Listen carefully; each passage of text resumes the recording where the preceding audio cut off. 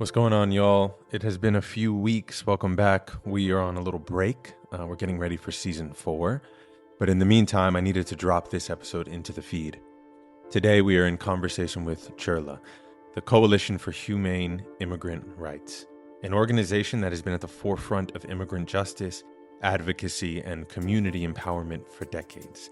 This is an extremely important time. This episode isn't just about policy, it's about people.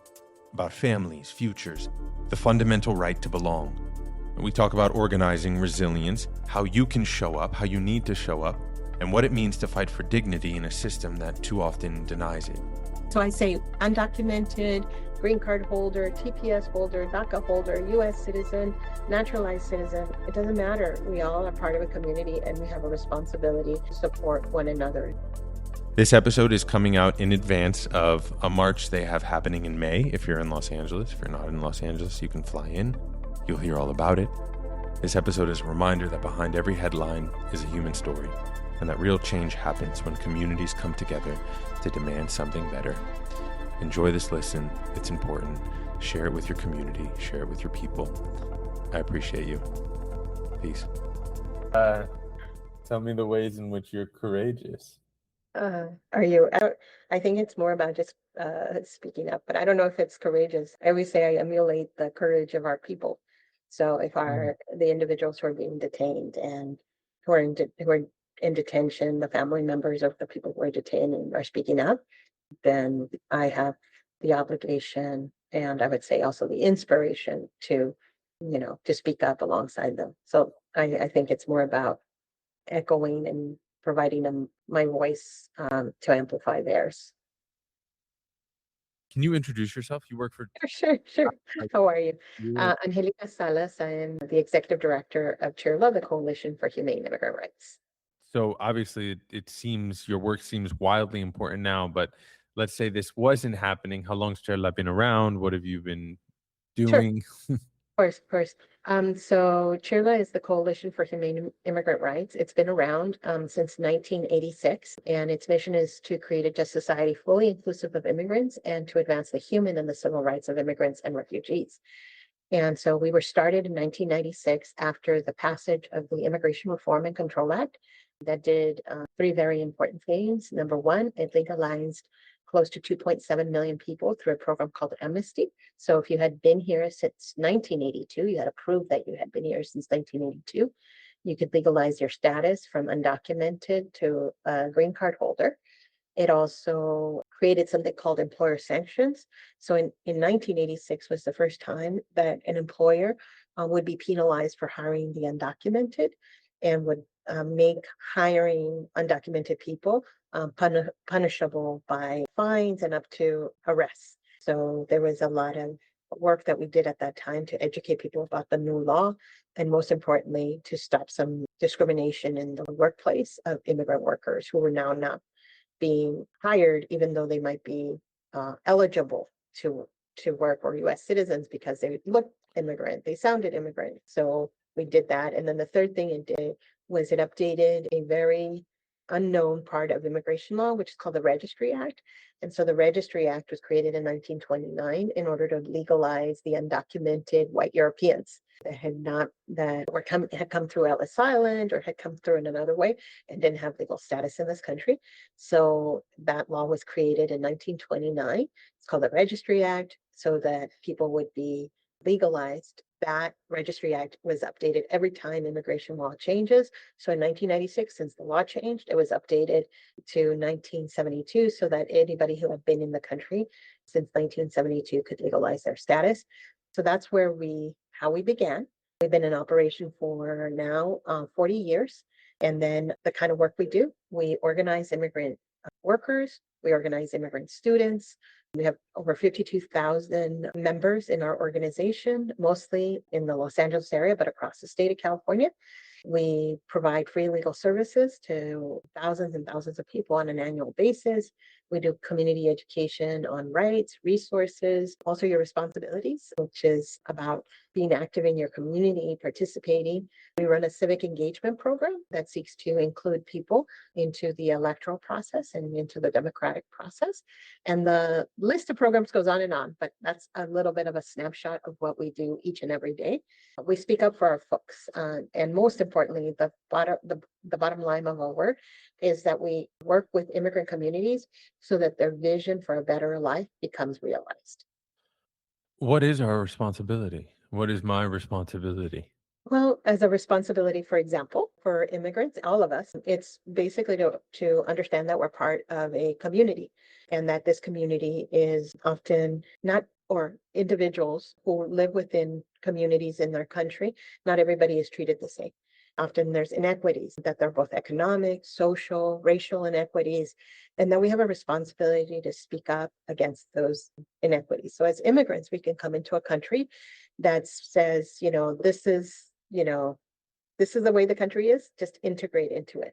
We actually have a responsibility to come to our new home, to understand that home, how its laws work, what the Constitution, the Bill of Rights, and all those other things, but then to make real those what I would say, those rights and those things, and to participate. And so I say undocumented, green card holder, TPS holder, DACA holder, US citizen, naturalized citizen, it doesn't matter. We all are part of a community and we have a responsibility to support one another in order for things to be better for the whole.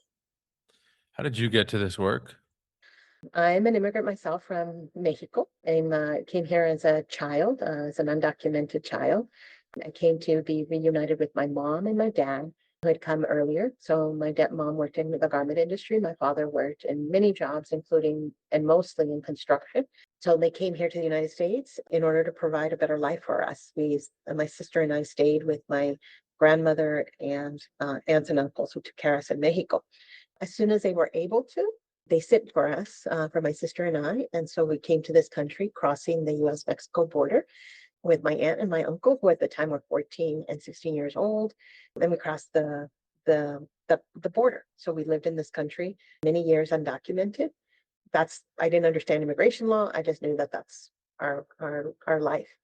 I now understand as an adult that part of our immigration system just creates situations where you think it's just you're the only one going through everything.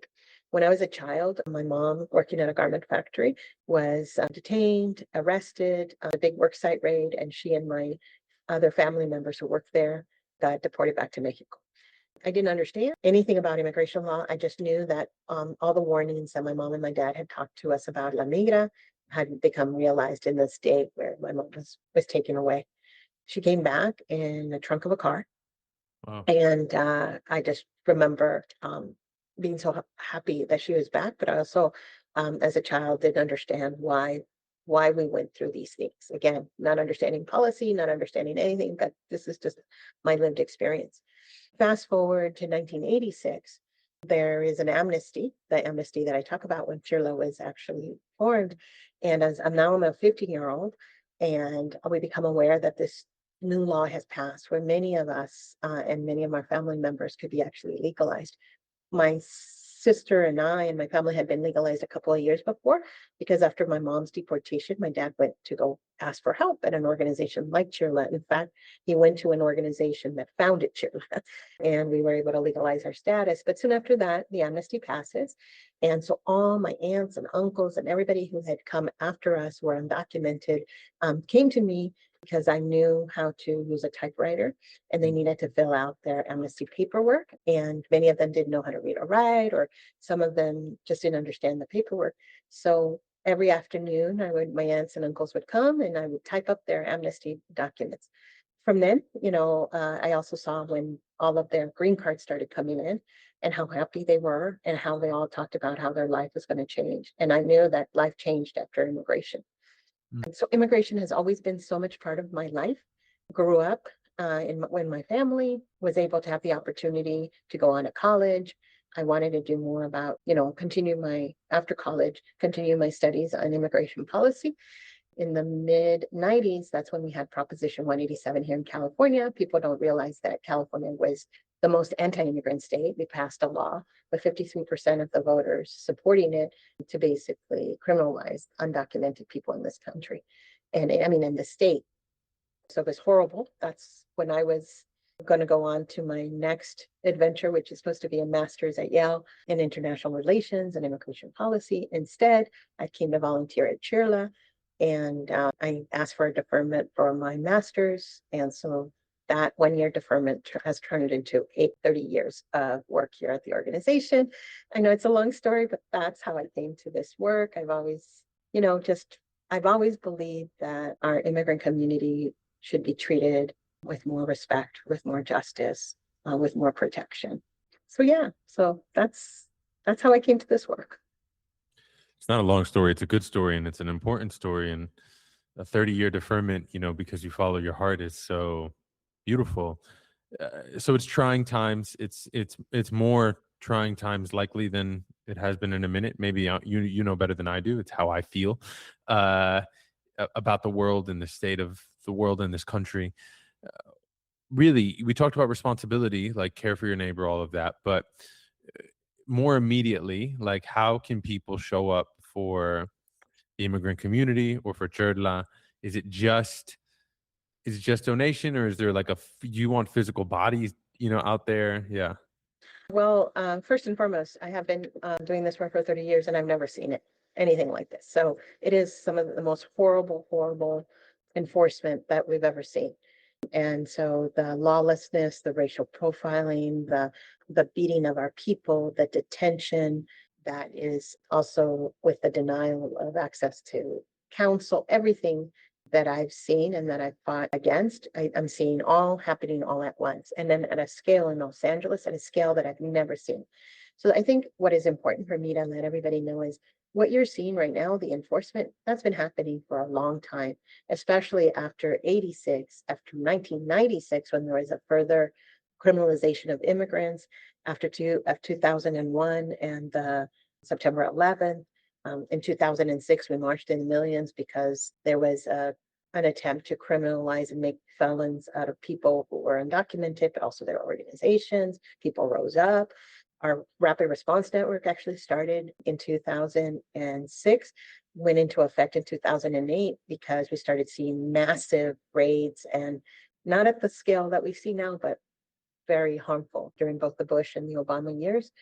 And so each year that has moved forward, we've gotten farther and farther away from 1986 when we had amnesty. So in amnesty, there was 2.7 million people who got legalized through the amnesty program. Today we have, depends on who you ask, but it could be from 12 million to 14 million people who are undocumented or semi-documented with DACA, with CPS or something else.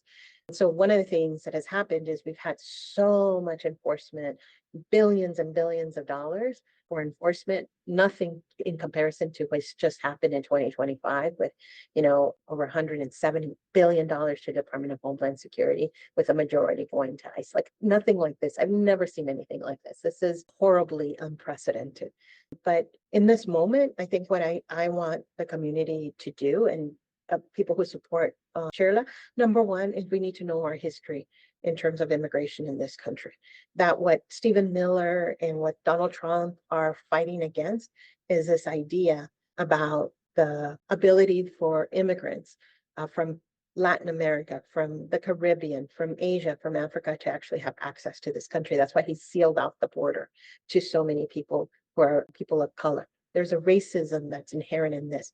In 1965, the Civil Rights Movement actually won the ability for people of color, Asians, Latin people from Latin America, Latinos, people from Africa, the Caribbean, to be able to bring their families, so that we're not just brazos or workers.